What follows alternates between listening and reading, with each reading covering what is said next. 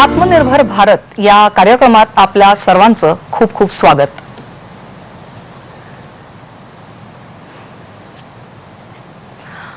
आत्मनिर्भर भारत या कार्यक्रमामध्ये आपल्या सर्वांचं मनापासून स्वागत। नव्या भारताच्या जडणघडणीत एमएसएमई म्हणजेच सूक्ष्म, लघु आणि मध्यम उद्योग क्षेत्राचं महत्त्व अनन्यसाधारण आहे। या क्षेत्राच्या विकासासाठी गेल्या 8 वर्षात अनेक पावलं उचलण्यात आली आणि या क्षेत्रातील उद्योजकांना प्रोत्साहन देण्यात आलं। एमएसएमई क्षेत्राचं योगदान आत्मनिर्भर भारताच्या निर्मितीसाठी बहुमूल्य ठरणार आहे।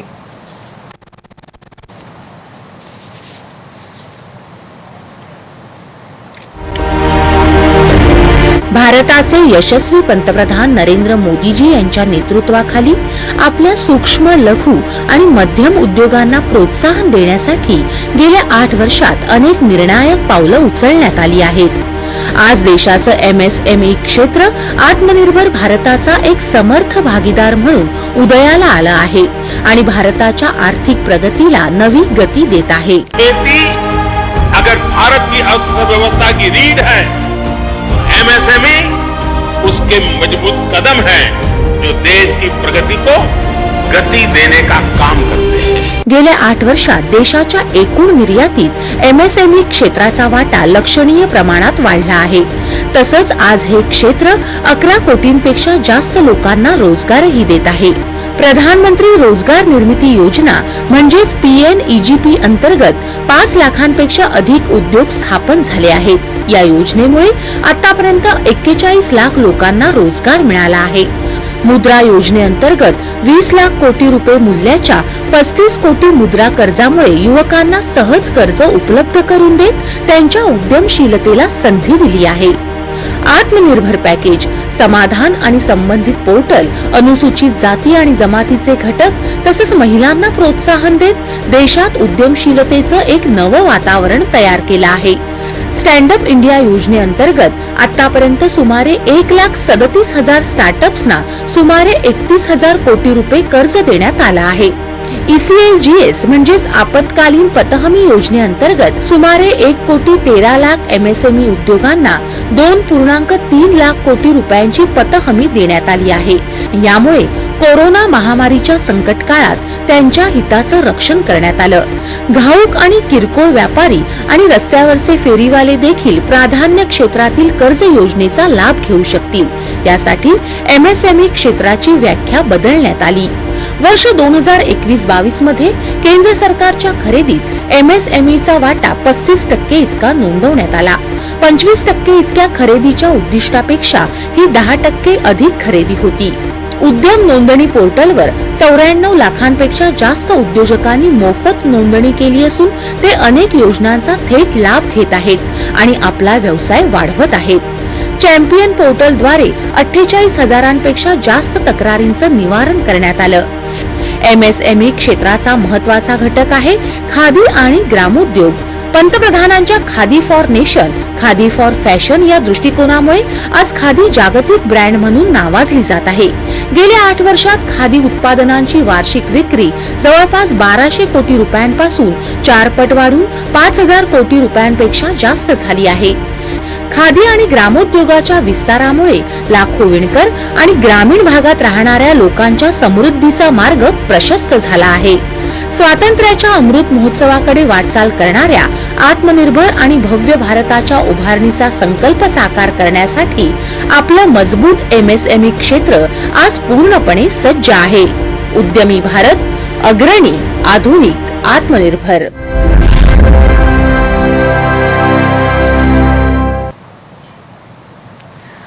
गेल्याच आठवड्यात उद्यमी भारत या कार्यक्रमांतर्गत रेझिंग अँड ॲक्सिलरेटिंग एमएसएमई परफॉर्मन्स योजना तसंच पहिल्यांदाच निर्यात क्षेत्रात येणाऱ्यांची क्षमता बांधणी योजना आणि पंतप्रधान रोजगार निर्मिती कार्यक्रमाची नवीन वैशिष्ट्य यासारख्या महत्त्वाच्या उपक्रमांचा पंतप्रधान नरेंद्र मोदी यांनी शुभारंभ केला आहे।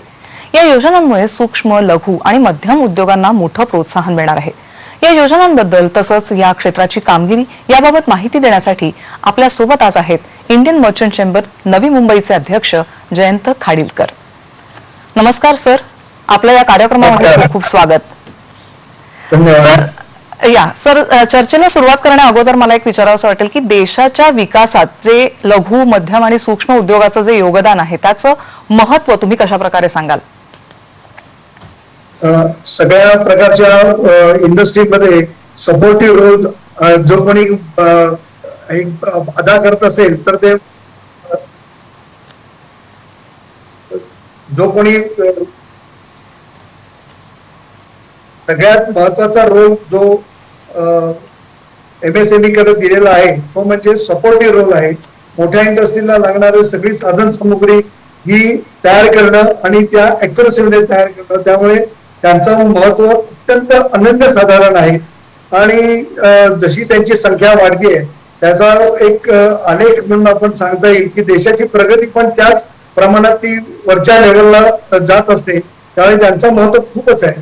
आता उदाहरणार्थ नवी मुंबई एरियामध्ये विचार केला तर 3000च्या आसपास सूक्ष्म मध्यम आणि लघु उद्योग आहेत. त्याच्यामध्ये 15% जरी मोठे झालेले उद्योग धरले तरी 2500 कार्यरत असणारे उद्योग ही फार मोठी संख्या आहे. ही भारतातली जवळजवळ 3ऱ्या क्रमांकाची मोठी इंडस्ट्रियल इस्टेट आहे. अशा प्रकारच्या इतक्या इंडस्ट्रियल इस्टेट भारतामध्ये आहेत, त्यामुळे त्यांचं महत्व खूपच आहे. त्यांनी रोजगारासाठी सुद्धा खूप मोठी कॉन्ट्रीब्युशन दिलेली आहे.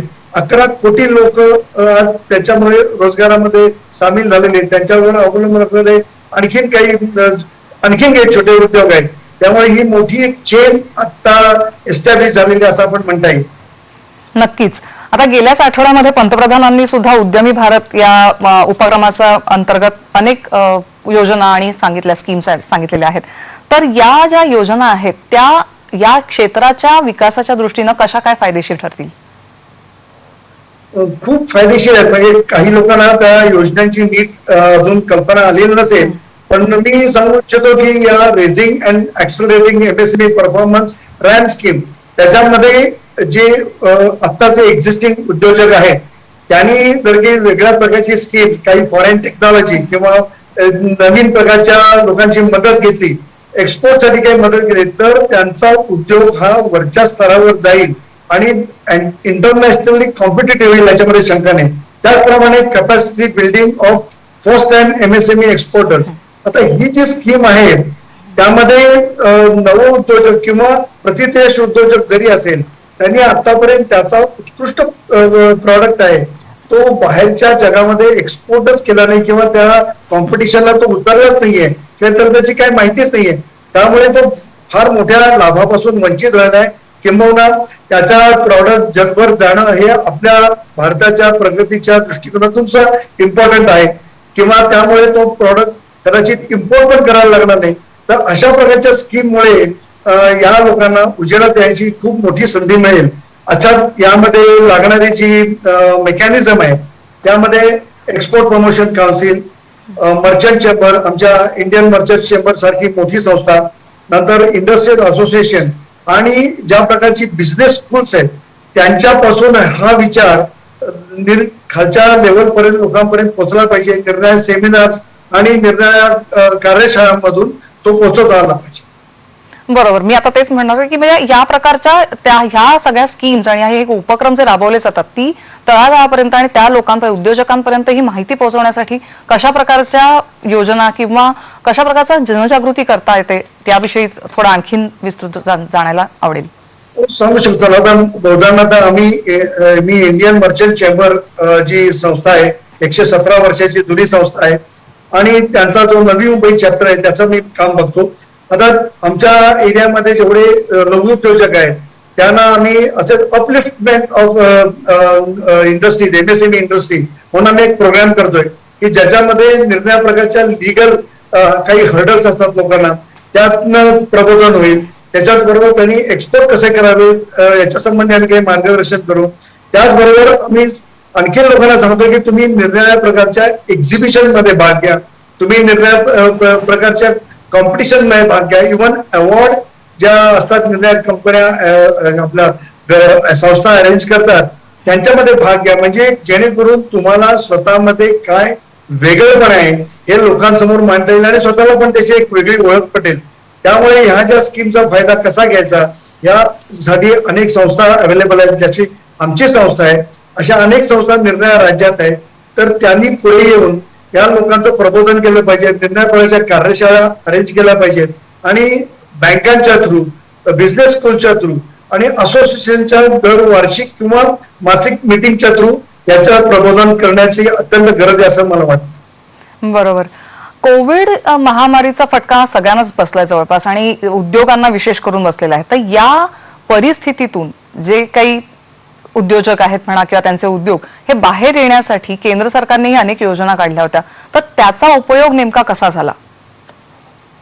बऱ्याच योजना त्यांनी काही सजेस्टिव्ह योजना होत्या आणि काही डायरेक्ट हेल्प सारख्या योजना होत्या. उदाहरणार्थ त्यांनी इमर्जन्सी क्रेडिट लाईन एक स्कीम दिली, त्याच्यासाठी फंड्स दिले आणि मी एक त्यातला एक लाभार्थी असं डेफिनेटली म्हणू शकतो की ज्या वेळेला 2-3 महिन्यानंतर तुमच्याकडे कुठल्याही प्रकारचं रेव्हेन्यू जनरेशन झालेलं नव्हतं, अशा प्रकारे तुम्हाला लोकांना, तुमच्या बरोबर असलेल्या लोकांना ज्यांना त्याचा खूप मोठा फटका बसलेला आहे, तुमचे वर्कर्स आहेत, सप्लायर्स आहेत, तर त्यांच्यासाठी लागणारे जे पैसे आहेत ते कदाचित तुमच्याकडे नसतील, तर गव्हर्नमेंटने अपफ्रंट इतक्या क्विकली ते पैसे आमच्या खात्यामध्ये आले, आमच्या बँकेच्या थ्रू आले.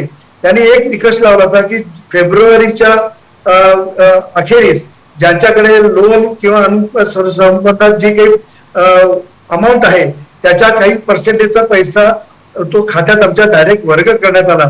त्याच्यामुळे काय झालं की एक सिक्युरिटी झाली, मला माझ्या लोकांना सपोर्ट करता आला. सगळ्यात महत्वाची गोष्ट, सगळ्या लघु उद्योजकांनी एक चांगला उपक्रम केला. त्यांनी आपल्या वर्कर्सना फ्री वॅक्सिनेशन साठी मदत केली. ज्या ठिकाणी पैसे द्यायची गरज होती त्यांनी कंपनीने आपापल्या परीने पैसे देण्याची व्यवस्था केली.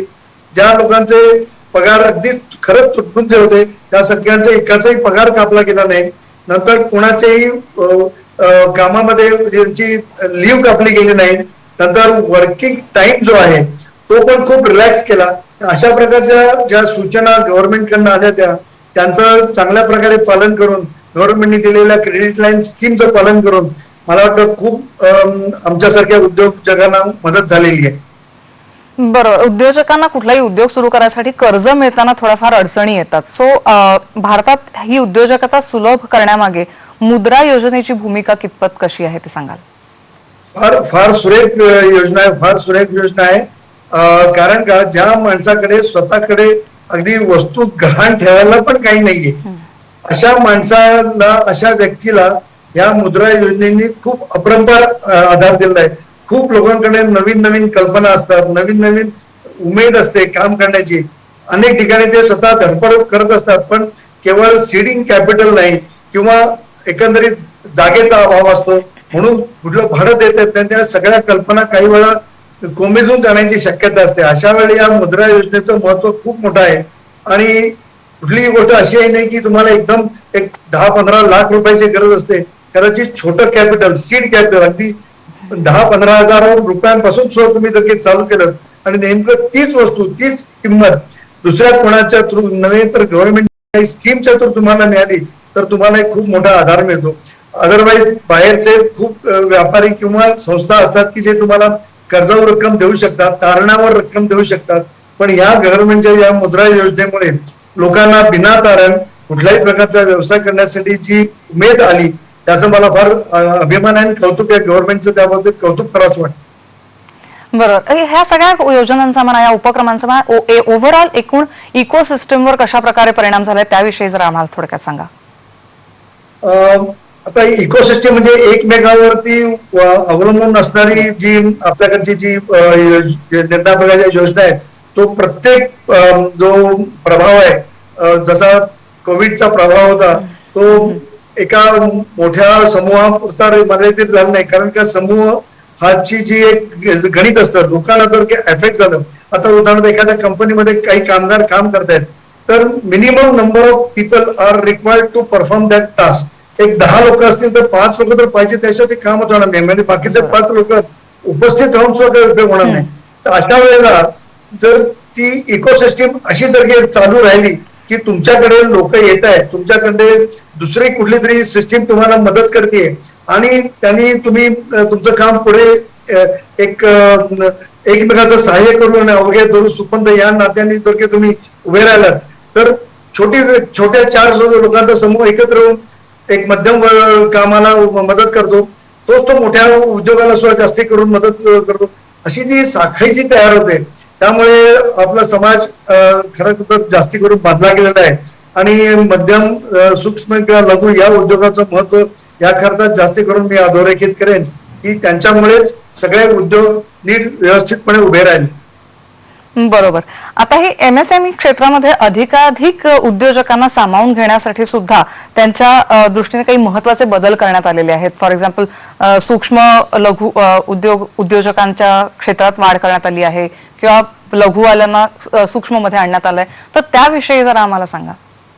त्यांची परिभाषाच बदली गेली. जसे आता कामाचा व्याप वाढतो, जेव्हा तुम्ही म्हणाल की 50 लाखापर्यंत जे कॅपिटलच्या संदर्भात कॉन्ट्रीब्युशन होती ती पूर्वी मध्यम ह्याच्यामध्ये यायची, ती त्यांनी म्हणजे जी मूलभूत रक्कम होती इन्व्हेस्टमेंटसाठी कॅपिटलसाठी त्याचं मार्जिन वाढवल्यामुळे काय झालं, ऑटोमॅटिकली तुम्हाला एखाद्या कामासाठी जी चांगली मशिनरी घ्यायची आहे त्याच्यासाठी लागणारा जो फंड आहे, ज्याच्यासाठी लागणारं जे कॅपिटल आहे त्याची व्याप्ती वाढली.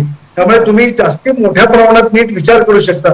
त्यावेळी व्हायचं काय, तुम्हाला दिलेल्या रकमेमध्ये जेमतेम जागा बिल्डिंग इथपर्यंतच काम झालं की बाकीच्या मशिनरीसाठी किंवा बाकीच्या कामासाठी तुमच्याकडे पैसेच नसायचे. त्यामुळे बऱ्याच लोकांची कुचंबणा व्हायची आणि मग बाहेरकडनं व्याजाने पैसे येतो. तर हा जो भाग आहे तो निर्णय डेफिनेशन बदलल्यामुळे खूप सुकर आणि सुलभ झालं. बरोबर. सो ह्या लघु आणि मध्यम उद्योगांना तुम्ही सुरुवातीलाच म्हटलं होतं की निर्यात वाढवण्यामध्ये सुद्धा सहाय्य करण्याच्या दृष्टीने उपाययोजना केल्या गेल्या होत्या, तर त्या दृष्टीने निर्यात वाढवण्याच्या दृष्टीने आणखीन काय काय नवीन म्हणजे योजना करता येण्यासारख्या आहेत? करता येतील म्हणजे आता सांगायची गोष्ट अशी की गव्हर्नमेंटने निर्णय प्रकारच्या एक्सपोर्ट काउन्सिल्स ची स्थापना केली आहे. म्हणजे केमिकल एक्सपोर्ट आहे, प्लास्टिक आहे, रबर आहे, टेक्सटाईल आहे, हेवी मशिनरी आहे, बरेच आहे. आता तुम्ही जर काही क्रॉस सेक्शन म्हणून अनेक लोकांची आपण मुलाखती जरी घेतल्या तरी फार कमी लोकांना ह्याचा कसा उपयोग करून घ्यायचा, कसं मेंबरशिप व्हायचं आणि कुठल्या प्रकारचे प्रॉडक्ट आपण मांडायचे ह्याचं ज्ञान नसतं. कदाचित त्यांना जे गायडन्स आहे तो नसतो. खरं तर त्यांचे प्रॉडक्ट जर की तुम्ही व्हिजिट केले तर अतिशय आंतरराष्ट्रीय दर्जाचे प्रॉडक्ट ते बनवतात. मला माहितीच आहे की माझे काही उद्योजक मित्र आहेत इचलकरंजी सारख्या ठिकाणी, त्यांनी इतके इंटरनॅशनल लेवलचे प्रॉडक्ट बनवले होते की मी बघितले. तिरपूर सारख्या ठिकाणी असे इंटरनॅशनल क्वालिटीचे प्रॉडक्ट बनवते की फॉरेनचे उद्योजक इथे मुद्दामून डेरा घेऊन बसायचे की आम्हाला तुमचेच प्रॉडक्ट पाहिजे. म्हणजे हा जो इन्फॉर्मेशनचा भाग होता लिमिटेड टू फक्त काही मोजक्या सिटी पुरता राहिलाय. तर या एक्सपोर्ट प्रमोशन काउन्सिलमुळे किंवा आम्ही ज्या प्रकारची चेंबरच्या मधून आम्ही माध्यमातून काम करतो त्यांची एक मोठी जबाबदारी आहे की निर्णय प्रकारच्या एक्सपोर्ट ऑपॉर्च्युनिटीज आणून द्यायच्या. मला आता रिसेंटली असं सांगण्यात आलं आणि माहिती करून देण्यात आली, मी ज्या प्लास्टिक प्रमोशन काउन्सिलचा मेंबर आहे त्यांचं एक मॅगझिन निघतं, त्याच्यामध्ये शेवटच्या पानावरती फॉरेनच्या कॉन्सुलेटनी दिलेले काही लीड्स असतात, तर ते तुम्ही बघितले तर तुम्ही त्याच्यामध्ये कॉन्ट्रीब्युट करू शकता. अशा सगळ्या प्रकारच्या कॉन्सुलेट कडनं खूप माहिती येत असते आणि ते ट्रस्टवरती असते. तर त्यामुळे तुम्ही त्याच्यामध्ये नक्कीच पार्टिसिपेट करू शकता आणि लोकांची मदत घेऊन तो धंदा वाढवण्याचा प्रयास करू शकता. नक्कीच सर, आपण या मुलाखतीच्या आता शेवटच्या टप्प्यात आलेलो आहोत, तेव्हा मला असं विचारायचं की आता ह्या उद्यमी भारत ह्या उपक्रमांच्या द्वारे म्हणा या सगळ्या क्षेत्रांची आत्मनिर्भरतेकडे जी काही वाटचाल चालली आहे त्याविषयी आम्हाला सांगा. कुठल्या माणसाला आवडणार नाही की मी माझ्या पायावर उभा आहे.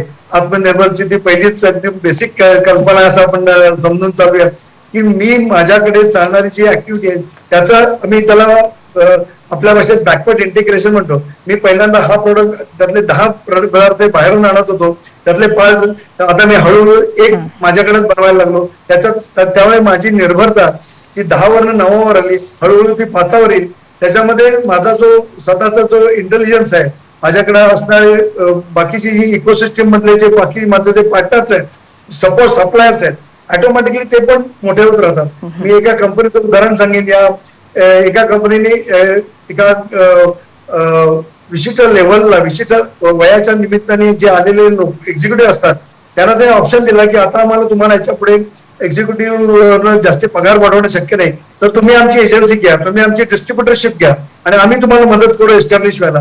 आता ऑटोमॅटिकली काय झालं, तो मनुष्य सुद्धा स्वतःच्या पायावर उभा राहिला, कंपनीला पण एक ट्रस्टवरती मनुष्य मिळाला. अशा प्रकारच्या ज्या योजना असतात आत्मनिर्भर होण्याच्या, त्याच्यातनं तो स्वतःच एक स्फुल्लिंग दिसतं की yes I can do something. आणि त्याच्यासाठी जे पाठबळ असतं ते आपल्या घरच्या मंडळींकडून, मित्रमंडळींकडून आणि निर्णया प्रकारच्या गव्हर्नमेंटच्या स्कीम मधून मिळत असतं. त्यामुळे या डोळसपणे चाणक्षपणे त्या जास्ती वाचल्या पाहिजेत, फ्लो केल्या पाहिजेत आणि निर्णया प्रकारचे आपण जसे उपक्रम हाती घेतलेत लोकांच्या पर्यंत पोहोचवायच्या निर्णया स्कीम, सह्याद्री चॅनल असो, निर्णया प्रकारची माहिती देण्याचा स्रोत असो, त्यांनी लोकांनी त्याचा नक्कीच उपयोग करून घेतला पाहिजे असं माझं प्रांजळ मत. नक्कीच सर, या लघु मध्यम आणि सगळ्याच छोट्या लघु मध्यम आणि सूक्ष्म उद्योगांच्या योगदानामुळे नक्कीच भारताच्या आर्थिक योगदानात खूप मोठी भर पडणार आहे. आर्थिक विकासाच्या दृष्टीनेही चांगली वाटचाल सुरू होणार आहे. आपण इथे आमच्या या आत्मनिर्भर भारत कार्यक्रमात सहभागी झालात त्याबद्दल खूप खूप आभार. धन्यवाद. धन्यवाद.